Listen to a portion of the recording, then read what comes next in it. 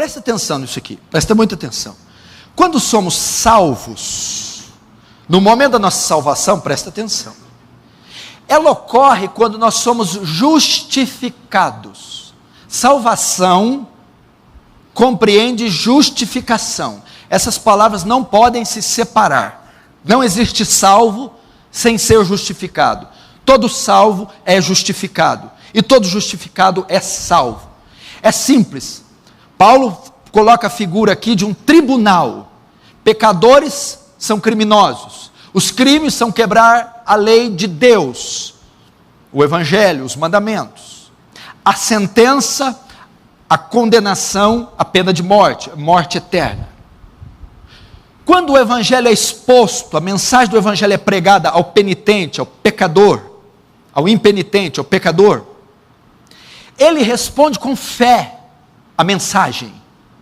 Quando ele responde com fé ao pecador transgressor, naquele momento ele é justificado. Ele está num tribunal, condenado pelos seus crimes. Mas quando ele crê, o juiz, que é Deus, bate o martelo e dá uma sentença favorável para ele. Absolve ele dos pecados. Declara ele legalmente justo, porque ele creu. Naquele momento que ele creu, o juiz bateu o martelo, cancelou dele a dívida, apagou os pecados, os crimes. Naquele momento ele foi justificado. O que significa isso? Declarado legalmente justo, sem pecados. Não que ele não vai cometer, mas ele não carrega mais a culpa. E uma vez tendo livrado a culpa, ele não pode mais ser condenado. Naquele momento ele está salvo. Seus delitos foram pagos, sua culpa foi tirada.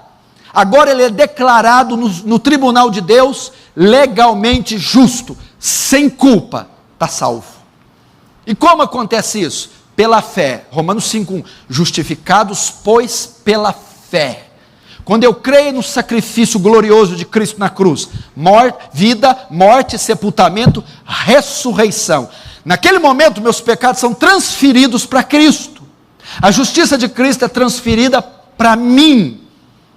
Naquele momento eu sou justificado. Eu sou salvo. Essa é a doutrina da justificação. Logo em seguida ocorre outra obra da graça. Note que o pecador agora foi livre dos seus crimes. Deus tratou com o passado dele, a culpa do pecado. Agora Deus vai tratar com o presente, o poder do pecado. É a obra que chamamos santificação. Ele tirou a culpa, agora ele vai tirar o poder, o domínio, a força do pecado na vida, na carne do crente. É a doutrina da santificação. O que é a santificação? Ele livra da culpa, o aspecto moral, jurídico. Agora o aspecto prático, a prática do pecado. A santificação é o processo de separação do crente, de mortificação da carne, mortificação do pecado, mortificação do velho homem. O que é a mortificação? Exercer domínio sobre os impulsos carnais. Exercer domínio sobre as inclinações pecaminosas. Santificação é o processo de separar o crente do pecado, separar do mundo. É o processo de purificação, limpar o crente dos aspectos pecaminosos. Santificação também é o processo de transformação. Agora ele vai pegar aquele filho de Adão que tem características genéticas, hereditárias de Adão, e vai colocar nele características de Cristo. É o processo de transformar um homem à imagem de Cristo. O que a imagem de Cristo compreende? As bem-aventuranças, puros de coração, os que choram, os misericordiosos. O que é a imagem de Cristo? Os frutos do Espírito, longanimidade, benignidade, mansidão. É o processo de colocar os atributos morais de Cristo no crente. Isso é santificação. Ser puro, ser separado, ser transformado, ser separado do mundo e para Deus. Todavia, presta atenção, aqui que alguns tropeçam. eu não sou santo. Por quê? Porque eu peco. Eu não tenho crescido em santificação. Por quê? Porque eu peco. Sem santidade ninguém verá Deus. Eu não vou ver Deus. Por quê? Porque eu não sou santo. Por que você não é santo? Porque eu peco. Presta atenção. Você está confundindo santificação com impecabilidade. Santificação não significa impecabilidade. Você está confundindo santificação com glorificação. A santificação não erradica o pecado. A santificação não extingue o pecado. Está entendendo, Vitor? Ela não tira o pecado. A santificação domina o pecado, mas ele está lá ainda. Um santo não vive sem pecado, domina o pecado. Nós só viveremos livres do pecado na glorificação, o terceiro estágio da salvação, onde o pecado é erradicado, extinto para sempre. A santificação, ela é o processo de exercer domínio sobre nossa natureza. Qual é o agente da santificação? O Espírito Santo. Qual é o componente que o Espírito Santo usa para a santificação? Domínio próprio. O que é domínio próprio? Um dos frutos do Espírito.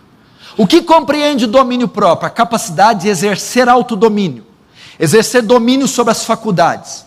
O Espírito Santo, quando habita no crente após a conversão, dá ao crente a capacidade de exercer domínio sobre as inclinações pecaminosas: cobiça, ira, lascívia, desejos sexuais, mentira, ódio, vingança.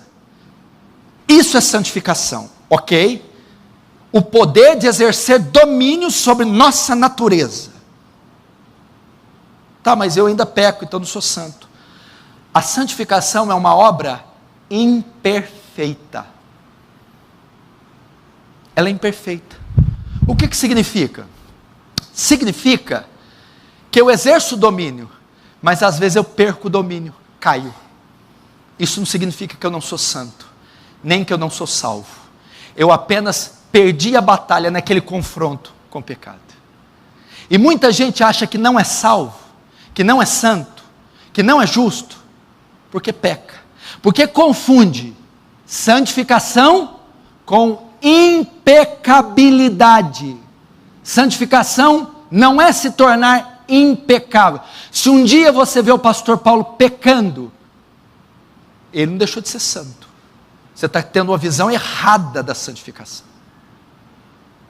Alguns estão confundindo santificação com glorificação. A santificação não trata com a retirada do pecado, trata com o domínio. Entendeu? E como a santificação é imperfeita, vez ou outra você tropeça. Tenha paz, meu irmão. Enquanto nessa vida você travará uma batalha colossal contra o seu pecado, ora vencerá, ora perderá. Você peca? Peca. Você cai? Cai. Você tropeça? Tropeça. Mas você não sente alegria.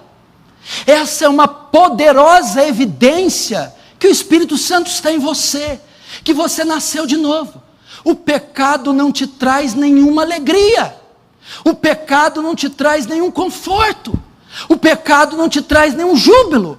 E quando você nota que mesmo não vencendo, mesmo sendo fraco, caindo, que ao cair você se entristece, isso é uma poderosa evidência que você é salvo.